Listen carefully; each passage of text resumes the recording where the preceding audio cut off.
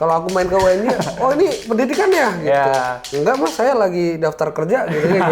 Manajemen alternatifnya apa? Dan ketemu satu jurusan, pas itu aku nemu MKP. Wah, AP ini pasti calon-calon PNS. Sebetulnya nggak juga sih. Kita belajar teori panjang-panjang, tapi kalau kalian nggak praktek untuk menyelesaikan masalah, nggak punya praktek untuk menyelesaikan konflik, akan sama aja. Coba cari-cari konflik untuk kamu nanti bisa menyelesaikan itu. Kok di DIY ini nggak punya gubernur, dia punyanya raja dan sebagainya. Tapi itu jadi tantangan tersendiri di AP. Kita karena mempelajari banyak hal, jadi fokusnya terlalu luas. Kebijakan dibikin, kontroversial, viral, baru diubah, kan kayak gitu kita. Sekarang tahapannya kayak gitu, viral dulu baru direvisi.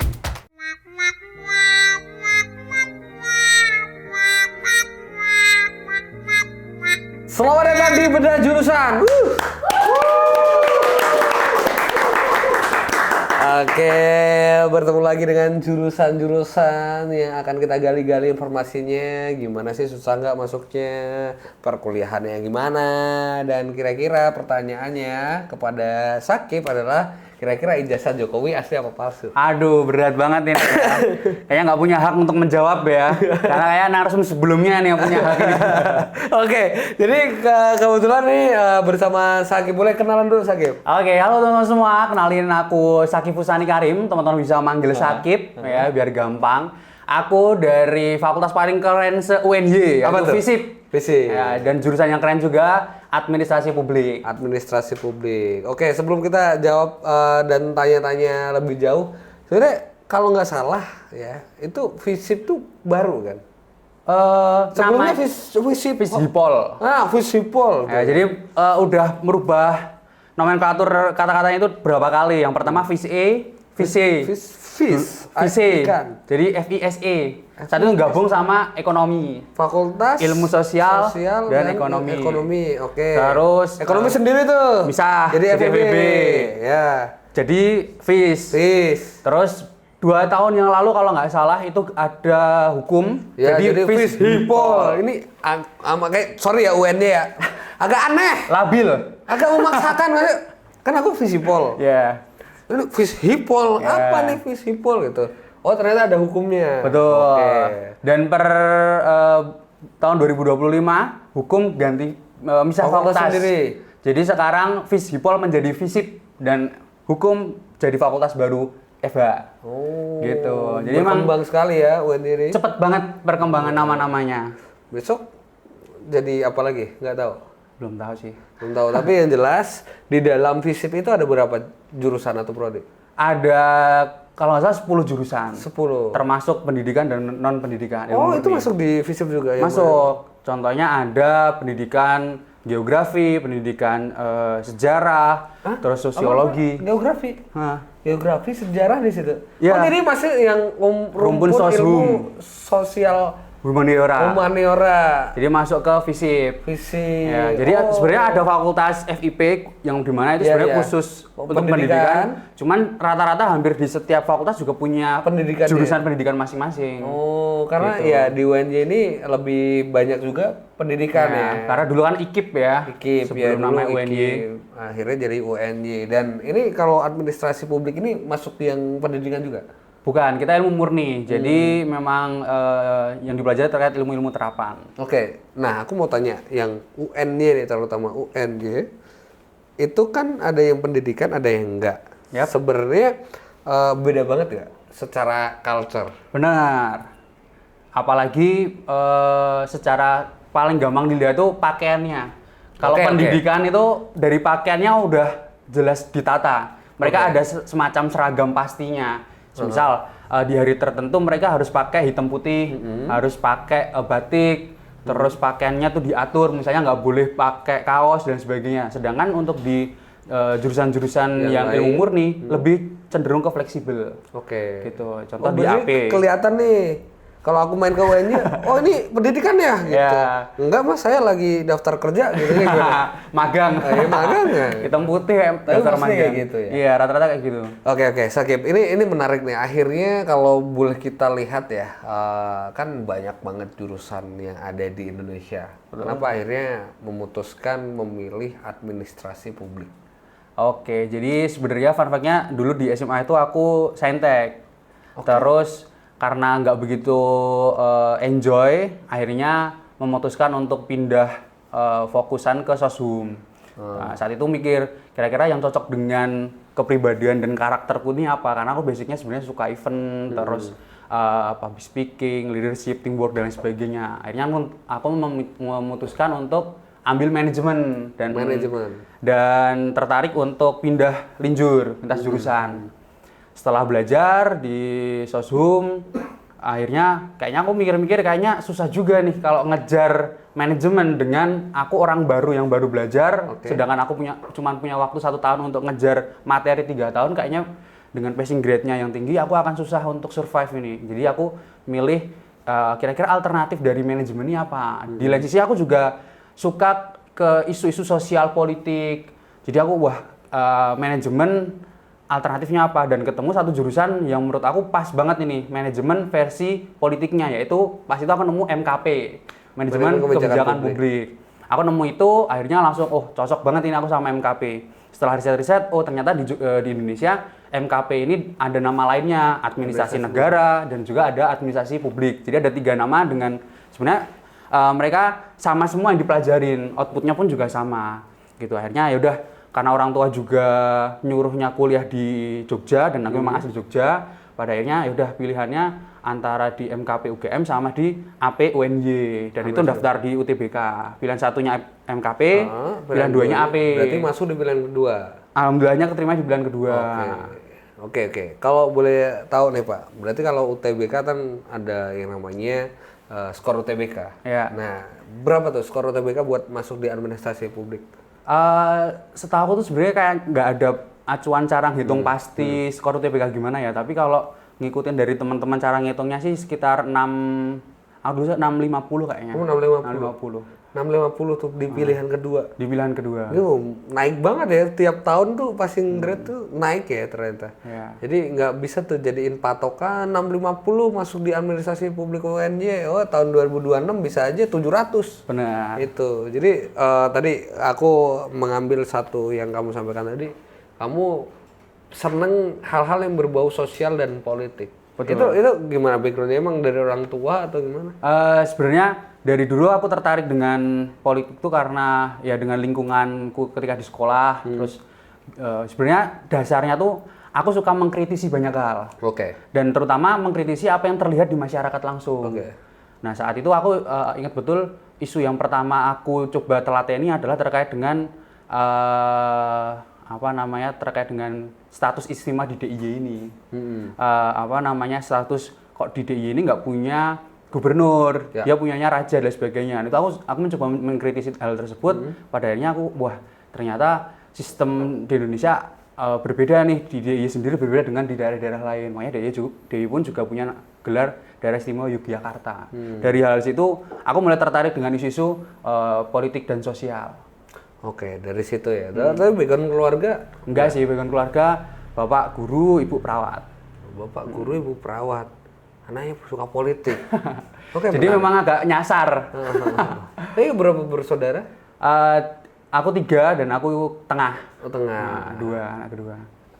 Kakak udah kerja? Kakak udah kerja jadi guru juga, ngikut bapak. Kayak bapak. Adik masih kecil, masih SMP. Masih SMP, nggak tahu tuh ya ngikut siapa ya nanti ya. Tapi yang jadi pertanyaan gini Pak, sebenarnya belajar apa? Di AP sendiri itu ya. Nah, pada dasarnya AP ini mirip kayak tadi yang diomongin di awal ya, kayak manajemen. Jadi yang dipelajarin itu banyak hal. Terutama kalau ini AP, kita manajerial terkait dengan sumber daya yang ada di negara ini, baik itu alam, manusia, finance dan lain sebagainya, untuk akhirnya mencapai tujuan. Pada dasarnya AP itu mempelajari seluk-beluk terkait dengan pemerintahan, masyarakat, kebijakan publik. Fokusnya pada perencanaan, pengendalian, pengorganisasian, sampai implementasi dan juga evaluasi. Gitu. Jadi kita juga subdisiplin ilmunya cukup banyak. Di AP kita juga mempelajari sosiologi, ekonomi, hukum, terus pariwisata, kewirausahaan. Jadi kita hampir mempelajari semua hal. Tapi itu jadi tantangan tersendiri di AP. Kita karena mempelajari banyak hal, Jadi fokusnya terlalu luas, generalis tadi. Gitu. Oke. Ini menarik sih Pak, maksudnya kalau ngomongin tentang hal yang dikritisi ya, aku akan mengambil satu perspektif yang akan aku kritisi. Ya. Ketika kita ngurus di beberapa, kita bilang lembaga pemerintahan atau apa ya, kalau di daerah-daerah ada mall pelayanan publik segala macam. Itu menurutku aku sebagai orang yang swasta, kayak, ini birokrasi kayak gini ribet banget. Betul. Maksudnya itu kan terjadi hampir setiap tahun. Masa berapa banyak sih lulusan administrasi publik, lulusan MKP yang banyak banget, masa sistem kayak gitu yang nggak apa ya namanya lama banget lah, birokrasinya banyak, harus ini itu. Kayak sesimpel gini Pak, kan namanya ada EKTP tuh. Ya. Masih aja bawa KTP. Digitalisasinya nggak kepake. Iya, ngapain? Itu belajar sampai di situ juga nggak? Ya. Sebenarnya belajar. Jadi di AP kita belajar bagaimana caranya negara itu bekerja dan bagaimana caranya pemerintah sebagai terkhusus aktornya ini sendiri mengerjakan tugas itu sesuai dengan job desk-nya dan mempertanggungjawabkan kepada publik. Oke. Cuman PR-nya aparatur negara ini kan banyak banget dan nggak semua aparatur negara ini dari AP ataupun MKP ataupun kita katakan jurusan-jurusan pemerintahan, politik dan lain sebagainya, ataupun IPDN juga, nggak semuanya kayak gitu. Jadi terkait dengan standar keilmuannya, itu mereka udah nggak rata duluan. Jadi pada akhirnya di tahap realisasi kebijakan, itu seringkali compang-camping atau tidak mulus. Sebagus apapun kebijakan yang dibuat pemerintah, pada dasarnya nggak ada kebijakan yang baik atau buruk. Yang ada adalah kebijakan itu ketika diimplementasikan seperti apa. Jadi tahap di grassroots-nya, di bawahnya ini PR bersama yang kita menstandarisasi gimana caranya di grassroots ini supaya sama semua, bagus-bagus semua. Ya, namanya birokrasi di mana-mana emang meribetkan. Bahkan jokes-nya kalau nggak ribet ya nggak birokrasi gitu kan. Ya kayak gitu sih. Tapi pada dasarnya emang mau kita berupaya gimana pun, itu kultur yang susah untuk diubah, untuk gimana caranya kita membuat birokrasi terlihat simpel, terlihat berguna. Kayak tadi misalnya EKTP, pada akhirnya kemana-mana kita harus bawa fotokopi KTP dan sebagainya. Itu PR bersama dan bukan cuman urusan kita yang sebagai orang yang belajar di jurusan administrasi publik, tapi itu kompleks banget lah. Seperti itu. Ya saking kompleksnya mungkin aku nggak tahu. Ini asumsiku pribadi. Menurut apa yang saya yakini ya, kayaknya kalau nggak ada fotokopi KTP juga nggak apa-apa. Tapi kayaknya kalau nggak ada fotokopi KTP, kayaknya industri fotokopi juga mati. Dilema. Permainan ya. Dan juga permainan EKTP. Kan dulu sempat ada kasus. Mau bahas politik nih kita sekarang nih. Oke aja kalau saya mah gitu. Ya itu tadi, maksudnya hal-hal yang harusnya itu kan kita berarti administrasi publik belajar bagaimana caranya itu negara bisa berjalan dengan bagaimana mestinya optimal, efisien gitu kan. Tapi kan tidak se-efisien itu. Nah, nggak tahu di balik itu seperti apa, tapi kita kembali lagi ke fokus ke jurusannya gitu.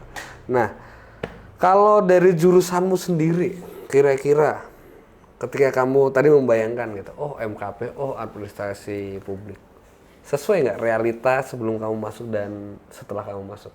Berbicara realita dan ekspektasi dan realita ya, karena aku untuk memutuskan masuk di jurusan ini risetnya cukup panjang dan enggak yang dadakan, jadi aku mempertimbangkan banyak hal dulu untuk akhirnya memutuskan aku mantep di jurusan ini, sampai tahap gimana nanti prospek kerjanya, terus dunia kerjanya bakal seperti apa, mata kuliahnya seperti apa, lingkungannya bagaimana dan lain sebagainya.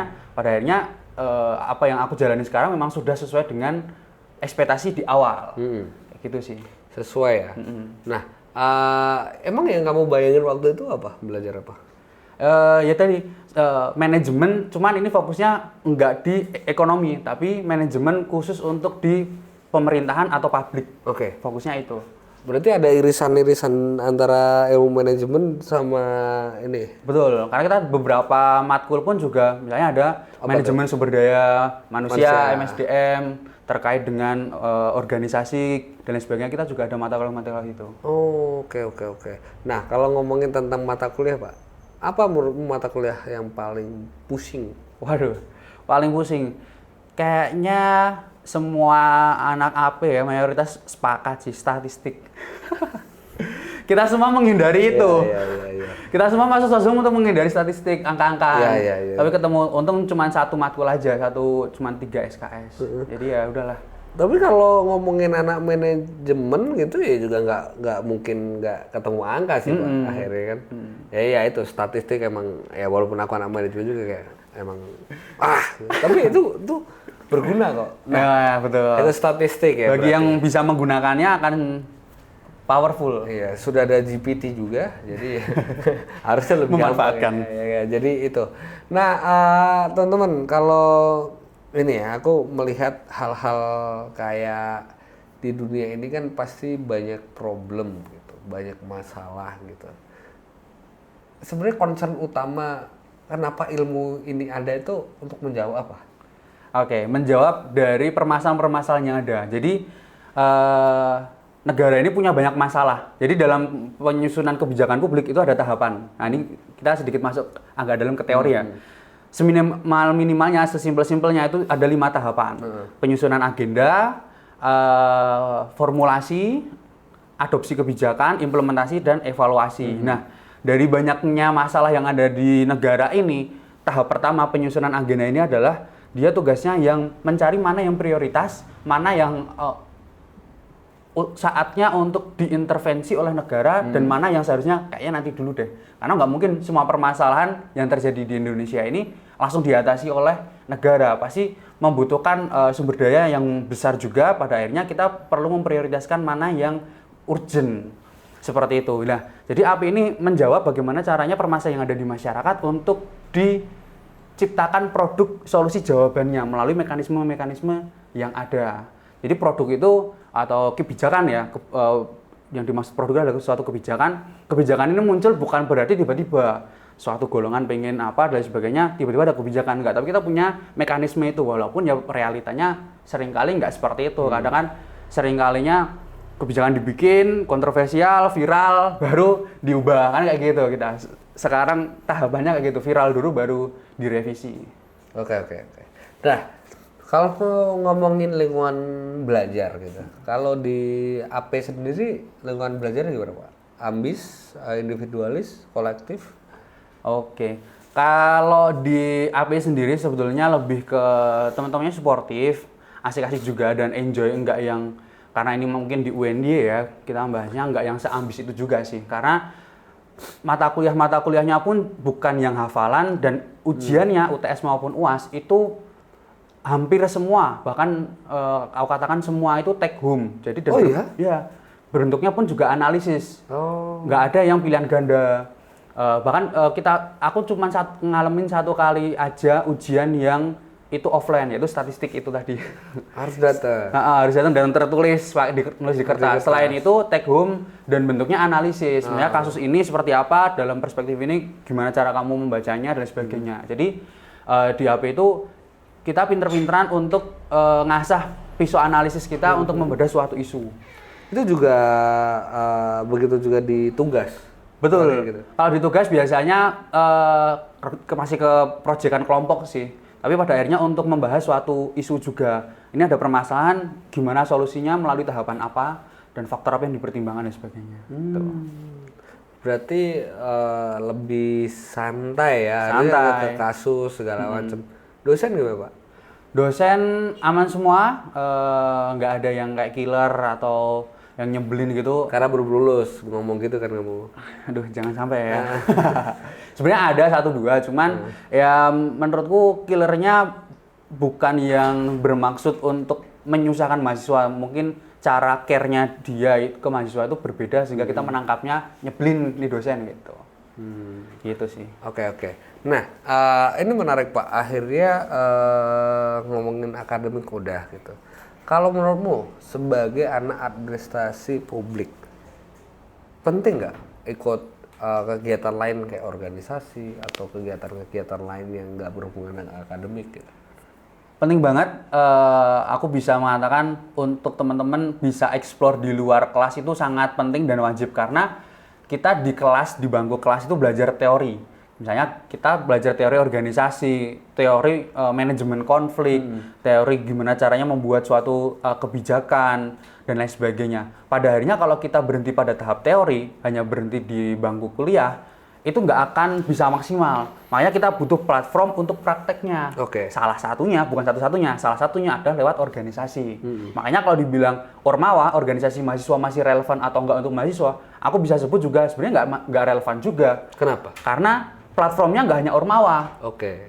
Organisasi di luar kampus masih banyak juga. Tapi teman-teman juga bisa memilih Ormawa untuk mengembangkan praktek-praktek tadi yang sudah teori dapatkan di kelas. Gitu. Jadi memang untuk jurusan administrasi publik sangat penting untuk akhirnya mempraktekkan apa yang sudah didapatkan. Nggak harus lewat Ormawa. Apapun itu kegiatannya, misalnya volunteeran, pengabdian, dan lain sebagainya, itu bisa aja.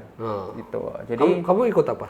aku kebetulan tahun kemarin 2025 itu habis menjabat sebagai wakil ketua BEM FISIP, BEM FISIP. fakultas. Oke. Nah, sebagai anak AP nih, ya kan? Berarti kamu masih menjawab? Udah selesai Desember Nah, kemarin. Ini pertanyaan yang bagus ditanyakan gitu kan. Dari kacamata administrasi publik gitu. Kan sekarang kalau ngomongin tren organisasi turun Iya. lah gitu. Kerasa nggak itu? Kerasa banget ya. Bahkan kita sebagai pimpinan organisasi sangat sulit untuk kaderisasi. Oh iya. Ya, karena sekarang ya kita mau berbicara dengan kacamata lain, sekarang mahasiswa udah di sistem untuk tidak fokus di kampus dengan MBKM. Ya, dulu masih ada kampus Merdeka. Jadi mahasiswa itu udah disetting sebagai karyawan korporat atau juga sebagai pegawai. Pada akhirnya mereka harus magang. Jadi aku kaget, masih semester 2, semester 3 kok udah magang. Kamu teori dasar aja masih belum tuntas. Kok kamu udah mencoba mempraktekkan itu. Nah, pada akhirnya dengan fenomena ini, aku makanya juga melihat ini sebagai masalah sistematis. Karena bukan asal mulanya dari mahasiswa aja, tapi gara-gara sistem yang membuat mahasiswa seperti ini. Akhirnya mereka cenderung untuk jarang aktivitas di kampus cuman kelas aja, setelah itu pulang. Dia memanfaatkan liburannya untuk magang. Sebenarnya nggak salah, cuman ada waktu tertentu kamu di mana kamu harus aktif di kampus dan di mana kamu juga harus aktif di tempat magang. Untuk semester awal, coba maksimalkan apa yang ada di kampus terlebih dahulu. Pelajari teori-teori dasar dulu, baca buku sebanyak-banyaknya. Coba bersosialisasi dengan teman-teman yang ada. Gitu. Karena apalagi setiap fakultas punya kulturnya masing-masing. Gitu. Kalau kita masuk ke suatu lingkungan tapi kamu tidak bisa beradaptasi, akan sangat disayangkan. Kamu pada akhirnya tidak punya teman. Nah, itu kan ya ngomongin sistematis juga. Ya.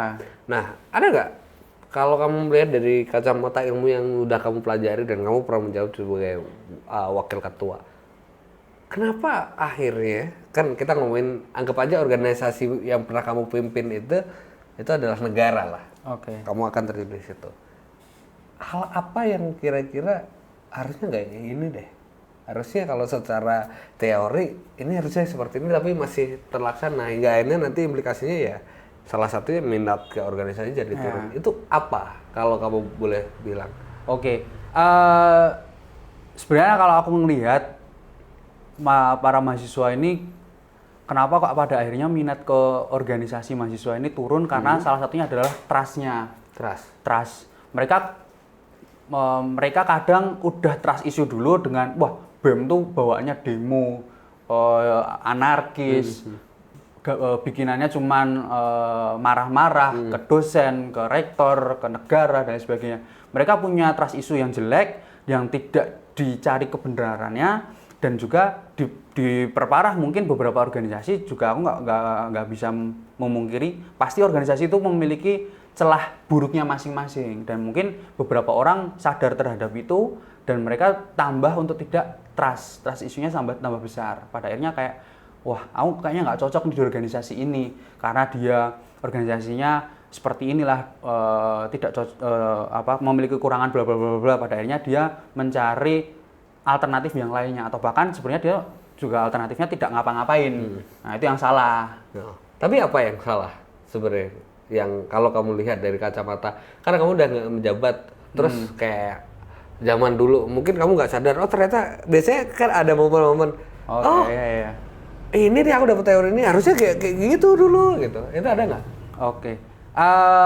dari ilmu administrasi publik? Dari ilmu ya, apa ya sebenarnya nggak terlalu, kalau dari ngambil teoritisnya nggak ada sih, lebih ke hakikat dari organisasi berdiri itu sendiri. Karena aku di BEM beda sama Hima ya. Kalau Hima kan dia udah mempresentasikan jurusan tertentu, kalau BEM ini mempresentasikan banyak jurusan sehingga lebih general. Dan hakikat dari BEM sendiri mungkin case-nya di punya aku di FISIP terutama kita, karena kita juga punya julukan di UNY itu Fakultas Pergerakan. Kita punya background seperti itu. Pada hakikatnya BEM ini seharusnya itu bekerja itu untuk mahasiswa. Makanya sebutannya adalah Badan Eksekutif Mahasiswa. Yang terjadi seringkali ada, ini juga autokritik untuk aku sendiri saat itu aku masih menjabat ya. Yang terjadi seringkali kita masih menjadi Badan Event Mahasiswa. Oh ya. BEM atau organisasi fokusnya cuma ke proker tanpa pengembangan keilmuan. Itu yang seringkali salah dalam fokusan berorganisasi. Kita terlalu fokus gimana proker kalau lancar dan sukses nggak masalah, tapi seringkali bagi beberapa organisasi seringkalinya rungkat ya, sampai tombok sponsor dan lain sebagainya gitu. Itu yang membuat rasa trust orang-orang cenderung menurun. Oke, ini menarik nih. Aku kalau lihat sedikit profil kamu, sebenarnya kalau nggak salah kamu sering ikut event IO gitu-gitu juga. Ya, IO, WO gitu. Nah, itu gimana? Maksudnya apakah kamu ikut itu menerapkan ilmumu atau kamu passionnya aja bikin event gitu? Karena tadi setelah kamu bilang kayak, wah kalau di BEM ya harusnya ini ya nggak cuma mikirin proker dan event aja gitu. Nah itu gimana? Akhirnya kamu pengen menekuni event atau gimana? Nah, jadi basicnya dulu dari dulu SMP SMA aku memang suka di kepanitiaan, organisasi. Nah, aku ngelihat AP ini mungkin juga bagi banyak jurusan lainnya ini generalis, sehingga kalau aku nggak punya value yang lebih daripada matkul yang sudah dipelajari di bangku kuliah, aku nggak punya value yang itu bakal menjual diriku sendiri. Makanya aku harus menemukan value-ku. Dan aku udah nemu value-ku di bidang event management. Juga beberapa kali terkait misalnya hal-hal kreatif. Makanya aku aktif di IO, aktif di WO, untuk pada akhirnya mencari value-ku sendiri. Aku pun juga mengambil celah daripada teman-teman yang lain. Lalu bedanya aku kalau aku fokus di event dengan teman-teman yang lain, terutama misalnya Ilkom mungkin punya fokusan tertentu di bagian event management. Lalu bedanya aku dengan mereka apa? Nah, aku bisa menjual diriku adalah aku punya minat di bagian event management, sedangkan aku kuliahnya di administrasi publik. Aku menggabungkan dua ini. Maksudnya adalah aku menemukan celah di misalnya di setiap event management itu ada hal yang bagi orang-orang lain tidak sadari, yaitu terkait dengan protokol. Nah, makanya aku mempelajari lebih jauh bagaimana caranya nge-treatment pejabat. Misalnya ada pejabat ABCDE, kita kan juga harus tahu mereka itu duduknya harus seperti apa, yang di tengah siapa, kanannya siapa, kirinya siapa. Itu secara undang-undang udah tertulis, nomor katanya sudah tertulis. Nggak bisa tiba-tiba presiden samping kanannya tiba-tiba bupati. Padahal ada kementerian dan lain sebagainya. Itu ada jabatan-jabatan sistematis yang harusnya sudah ditata, itu tugasnya protokol. Nah, aku lumayan menekuni terkait dengan protokol itu juga karena di magang. Aku dulu sempat magang di DPD RIDIY. Ya, di sana aku juga belajar terkait gimana caranya untuk nge-treat pejabat negara ini seperti itu. Oke. Ini menarik. Nah, akhirnya pertanyaannya adalah banyak orang kalau lulus apa itu jadi apa ya? Ngapain? Itu biasanya apa tuh? Nah, nggak jauh-jauh dari aparat negara ya PNS, P3K gitu, jelas. Terus bisa, tapi di luar itu juga bisa. Orang-orang kan stigma stereotipnya kan, wah AP ini pasti calon-calon PNS. Sebetulnya nggak juga sih, karena di luar aparat negara kita juga bisa bekerja, jadi dosen, akademisi, terus konsultan kebijakan, NGO, LSM gitu juga bisa. BUMN juga bisa, dan di sektor-sektor swasta pun kita juga bisa, karena kita tadi seperti yang diobrol di awal, AP ini mempelajari banyak hal keilmuan, sosiologi kita belajar, ekonomi, pariwisata, dan lain sebagainya kita belajar. Jadi nggak mutlak kita bakal kerja di pemerintahan. Itu yang menurutku seru dan berbedanya dengan IPDN. Ya. Terus kalau ngomongin lulus, sekarang semester berapa? Sekarang berarti besok masuk ke 8. Karena ini masih liburan ini ya. Oke. Gampang masuknya atau lulusnya? Karena aku belum lulus, jadi aku sebenarnya nggak bisa ngomong gampang lulusnya ya. Tapi aku juga nggak bisa ngomong masuknya itu juga gampang. Karena aku juga ada faktor keberuntungan juga sih sebetulnya keterima UTBK itu. Tapi kalau ngelihat dari teman-teman dan sekarang aku menjalani proses skripsi, lulus dari AP itu sebenarnya nggak sesusah itu. Karena nyari topik di AP untuk skripsi itu apa aja ketemu. Kita mau nggak harus tentang pemerintahan, terkait dengan pemberdayaan masyarakat bisa, terkait dengan pariwisata bisa, ekonomi kreatif bisa, apapun itu bisa untuk dijadikan topik untuk deskripsi anak AP. Jadi memang bukan hal yang susah sih. Bukan hal yang susah. Yang susah itu adalah mengumpulkan niat untuk mengerjakan itu yang susah. Sepakat. Tapi pelajaran hidup apa Pak setelah ini? Oh, ada pelajaran yang terkesan nggak atau ilmu yang nempel banget ya ketika dengerin dosen atau lagi menjalankan praktek apa gitu? Wah, ini nih yang salah satu hal yang bisa jadi tumpuan hidupku apa? Dapat nggak di AP? Beberapa hal sih. Contoh pertama mungkin saat itu aku ada di kelas matkul manajemen konflik. Kita bicara gimana caranya untuk menghandle konflik, karena konflik tidak akan pernah hilang. Konflik akan selalu ada, bagaimanapun cara kita menghilangkannya, konflik akan selalu ada. Dan pada akhirnya di kelas itu dibicarakan, kita belajar teori panjang-panjang, tapi kalau kalian nggak praktek untuk menyelesaikan masalah, tidak praktek untuk menyelesaikan konflik, akan sama aja. Jadi PR-nya adalah coba cari-cari konflik yang ada untuk kamu nanti bisa menyelesaikan itu. Itu membuat aku akhirnya, berarti aku harus menantang diriku sendiri untuk pada akhirnya aku harus mencari konflik-konflik yang ada untuk akhirnya aku bisa nge-solving konflik tersebut. Kayak kita belajar manajemen waktu, kalau kita nggak punya waktu, kita mau manajemen apa? Ya kan, manajemen konflik juga sama, kalau nggak punya konflik, kita mau manajemen apa? Iya kan, gitu. Terus yang kedua, gimana pun ilmu yang udah aku dapetin, kalau pada akhirnya nggak disalurkan, terutama ke masyarakat, itu akan sia-sia. Makanya kalau nggak salah tuh, Tan Malaka juga pernah ngomong, bila kamu udah terpelajar merasa dirinya tinggi, dan tidak mau terjun ke masyarakat, lebih baik pendidikan itu tidak ada sama sekali. Jadi pada akhirnya puncak tertinggi dari pendidikan itu adalah untuk diturunkan kembali ke masyarakat.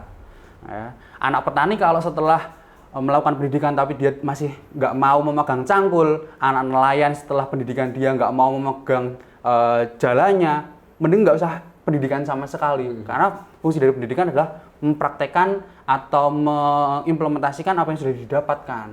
Dan itu ke masyarakat yang tidak memperoleh akses pendidikan. Oke, ini luar biasa ya, Zakip ya.